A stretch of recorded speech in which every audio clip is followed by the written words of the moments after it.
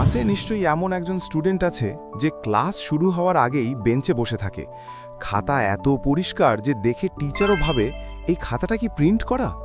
সবাই ধরে নেয় এই ছেলে বা মেয়েটা পরীক্ষায় আগুন লাগাবে, কিন্তু রেজাল্টের দিন দেখা যায় আগুন তো দূরের কথা, সে আবার ফেল।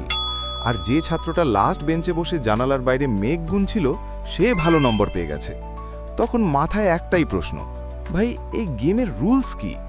আসলে সমস্যাটা পরিশ্রমে না, সমস্যাটা হলো আমরা ভুল জায়গায় ঘাম ঝরাচ্ছি। অনেক ছাত্র ভাবে আজ 6 ঘন্টা পড়েছি, আজ তো আমি অলিম্পিক খেলোয়াড়। কিন্তু সত্যি কথা বলতে কি, 6 ঘন্টা বইয়ের সামনে বসে থাকা আর 6 ঘন্টা পড়াশোনা করা এক না।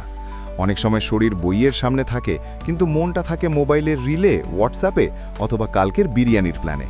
এটাকে পড়াশোনা না, এটাকে বলে পড়াশোনার নাম করে টাইম পাস। এবার আসি সেই ভয়ঙ্কর জিনিসে, মুখস্থ। মুখস্থ এমন একটা জিনিস যেটা ছাত্রকে সাময়িক হিরো বানায় কিন্তু পরীক্ষার হলে গিয়ে ভিলেন বানিয়ে দেয়।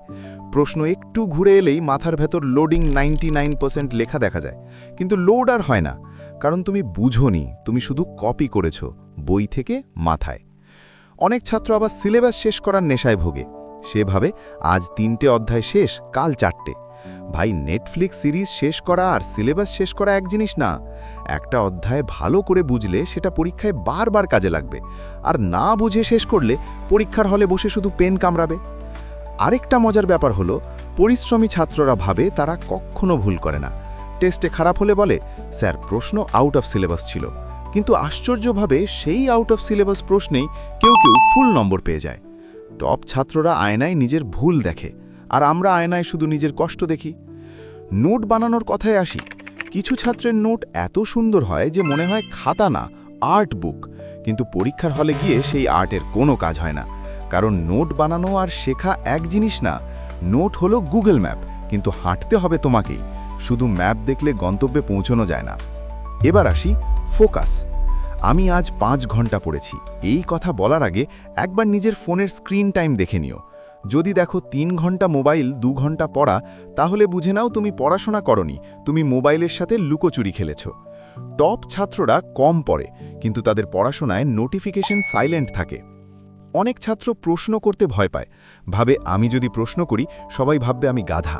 কিন্তু সত্যিটা হলো, যে প্রশ্ন করে না সে গাধার মতোই সব বোঝে না। প্রশ্ন করা মানে বোকামি না, প্রশ্ন করা মানে সাহস। সাহসী ছাত্ররাই সামনে যায়। আরেকটা বড় ভুল হলো শুধু পরীক্ষার জন্য পড়া। যখন লক্ষ্য শুধু পাশ করা তখন পড়াশোনা বোঝা লাগে, কিন্তু যখন লক্ষ্য শেখা তখন পড়াশোনা মজার হয়। তখন পরীক্ষা আর দানব না, একটা ছোট্ট চ্যালেঞ্জের মতো লাগে। সব শেষে আসে সবচেয়ে দুঃখের জায়গাটা, বারবার ফেল করলে ছাত্র ভাবে আমার দিয়ে কিছু হবে না। কিন্তু শোনো, সমস্যা তুমি না, সমস্যা তোমার স্টাডি স্টাইল। তুমি ভুল বাসে উঠেছ, তাই গন্তব্যে পৌঁছওনি। বাস বদলাও, রাস্তা বদলাবে। শেষ কথা একটাই, কম পড়ো কিন্তু বুঝে পড়ো। মুখস্থ কমাও, প্রশ্ন বাড়াও, মোবাইল একটু দূরে রাখো, নিজের ভুলকে একটু কাছে টানো। তখন দেখবে পরিশ্রম আর রেজাল্ট হাত ধরাধরি করে হাঁটছে। এই ভিডিও দেখে যদি একবারও হাসতে হাসতে মনে হয় আরে এটা তো আমি, তাহলে ভিডিওটা সফল। এটাই বুদ্ধিমান স্টেক, যেখানে পড়াশোনা সিরিয়াস কিন্তু শেখার স্টাইল একদম মজাদার।